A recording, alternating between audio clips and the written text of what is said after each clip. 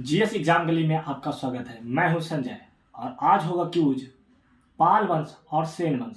पाल वंश जो बंगाल और बिहार पर शासन किए थे और सेन वंश जो बंगाल के राजवंश थे, इन पर क्यूज होगा। और आज का पहला सवाल पाल वंश के लिए, पाल वंश से रहेगा। पाल वंश में आपका पहला सवाल, पाल वंश के संस्थापक कौन थे? गोपाल। पाल वंश के संस्थापक गोपाल थे। बहुत अच्छे। आपसे सवाल है, पालों ने अपनी राजधानी कहाँ बनाई? मुंगेर। बहुत अच्छा। किसने ओदंतपुरी विश्वविद्यालय की स्थापना की? गोपाल।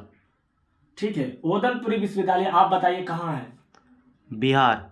बिहार में, बिहार शरीफ में है। ठीक है, बहुत अच्छे, बताना है। पाल वंश का सबसे महान शासक कौन था? धर्मपाल। धर्मपाल पाल वंश का सबसे महान शासक था। बहुत अच्छा। धर्मपाल ने कौन सी विश्वविद्यालय की स्थापना की? विक्रमशिला विश्वविद्यालय। विक्रमशिला विश्वविद्यालय की स्थापना की, जो बौद्धों के लिए था। ठीक है, अगला क्वेश्चन, वह कौन सा पाल शासक था जिसने कन्नौज पे होने वाले त्रिपक्षीय संघर्ष में पहली बार भाग लिया?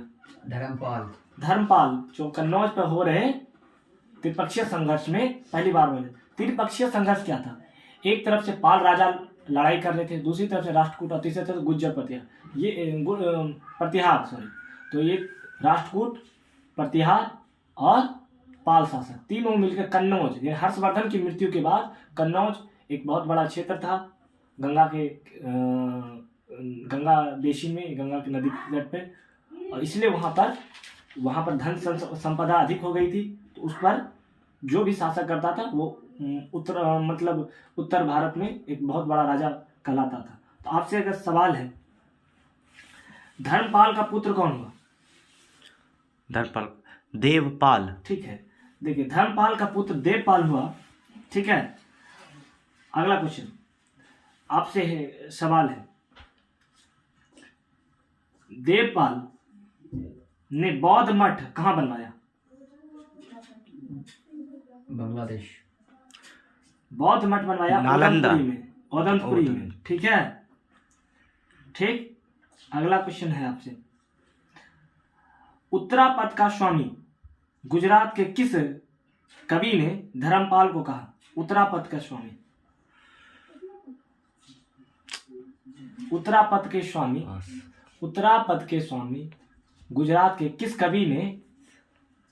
सोढल। बहुत अच्छा। सोढल ने सोढल ने उत्तरापद का स्वामी किसे कहा? धर्मपाल को। और दक्षिणापद के स्वामी कौन कहलाते थे? सातवाहन शासक। बहुत अच्छे, ये समझना है।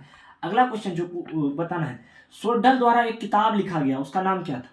उदय सुंदरी एक किताब लिखा गया है। ठीक है, सुलेमान अरब यात्री थे सुलेमान, उसने पाल वंश को क्या कहा था? पाल वंश को कुछ तो कहा, रूहेला कहा था। अरब यात्री सुलेमान ने पाल वंश को क्या कहा था? रूहेला। बहुत अच्छा, इसी तरह से बताना है। देखिए धर्मपाल ने विक्रमशिला विश्वविद्यालय की स्थापना भागलपुर में किया, जो बिहार में है, लेकिन एक विक्रमशिला विश्वविद्यालय यानी यूनिवर्सिटी की स्थापना कहाँ की थी? भागलपुर में। लेकिन एक बिहार का निर्माण कराया था, बौद्ध बिहार का निर्माण कहाँ करवाया था? बांग्लादेश के सोमपुरी में, सोमपुरी बिहार बांग्लादेश में। ठीक है, बताया था कि पाल वंश का शासक बंगाल और बिहार में था। उसके बाद धर्मपाल के जो पुत्र थे देवपाल, धर्मपाल के पुत्र कौन थे? देवपाल ने क्या किया? उड़ीसा को भी जीत लिया और असम जो कामरूप थे, प्राग ज्योतिषपुर, पुराने जैसे रहेगा प्राग ज्योतिषपुर पर किस पाल शासक ने अधिकार किया? तो उसका आंसर क्या होगा? देवपाल। ठीक है, देवपाल, धर्मपाल और राष्ट्रकूट की राजकुमारी थी, उसका नाम क्या था? रुन्नी देवी। देखिए जो धर्मपाल और राष्ट्रकूट राजकुमारी यानी धर्मपाल और राष्ट्रकूट राजकुमारी रुन्नी देवी का शादी हुआ था, उससे जो पुत्र हुआ था उसका नाम क्या था? देवपाल। यानी कि पाल वंश और राष्ट्रकूट में वैवाहिक संबंध हो गया। ठीक है, वैवाहिक संबंध करके शत्रुता समाप्त किया जाता है। ठीक है, अगला क्वेश्चन बताना है, जावा के किस शासक ने देवपाल से अनुरोध किया कि नालंदा में बौद्ध विहार बनवाना है? इसके लिए आप 5 गांव दान दीजिए। जावा, इंडोनेशिया में जावा द्वीप है ना, भद्रसार। नहीं, शैलेंद्र वंश के शासक थे बालपुत्र देव ने। ठीक है, बहुत अच्छा, घबराने की बात नहीं है, आपने बहुत अच्छे सवालों का जवाब दे दिया है। पाल वंश के अच्छे सवालों का आपने जवाब दिया है। और देखते हैं कुछ क्वेश्चन जो आपको मिल जाए। तो ये था आपका पाल वंश का इंपॉर्टेंट सारा क्वेश्चन जो आपके एग्जाम में आता है। ठीक है, बहुत सारे क्वेश्चन जो आपके एग्जाम में आते हैं वो सारे मैंने पूछ लिया।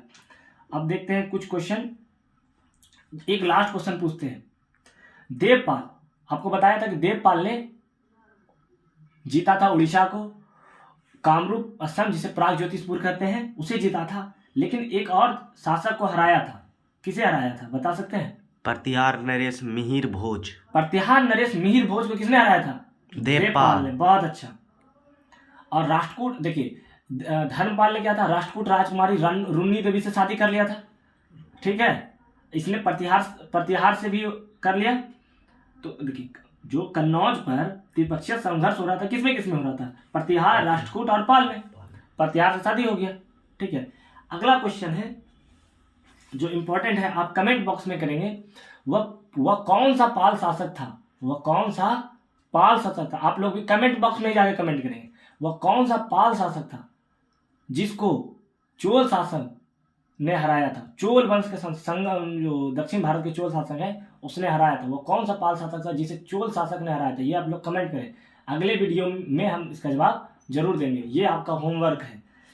और ये जो है आपका कल से हम प्रयास, या मान लीजिए हम लोग का मेरा एग्जाम है बीपीएससी का, उसके बाद 12 फरवरी को, उसके बाद जब मैं पीटी से फ्री होऊंगा उसके बाद आप लोगों को एग्जाम के क्वेश्चन बताऊंगा। जैसे यह क्वेश्चन पूछ रहा था इस चैप्टर से कौन से क्वेश्चन एग्जाम में आया, जैसे यूपीपीसीएस के सीडीएस, यूपीपीसीएस में आया है, सीडीएस में आया है, सीएपीएफ में आया है, असिस्टेंट कमांडेंट में, या मैंने एपका का एग्जाम्पल लिखा था उसमें जो क्वेश्चन आया था, जो मैंने जितना एग्जाम दिया जहाँ पर आया, या फिर जो एग्जाम एसएससी में पूछा है वो सारा भी आपको बताऊंगा, ताकि आपको ये क्विज हेल्पफुल हो।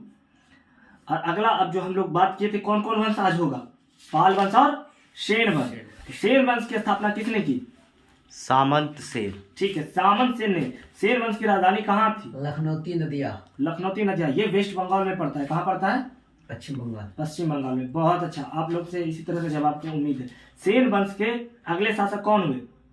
बल्लाल सेन गलत हो गया, विजय सेन। बहुत अच्छा सवाल था।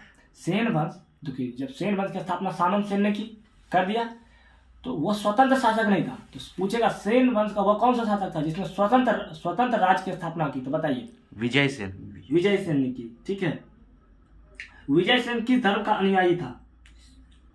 बौद्ध धर्म का। शैव धर्म का।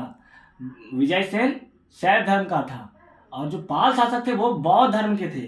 ठीक है, अगला क्वेश्चन बताएं, दान सागर एवं अद्भुत सागर नामक ग्रंथ की रचना किसने की?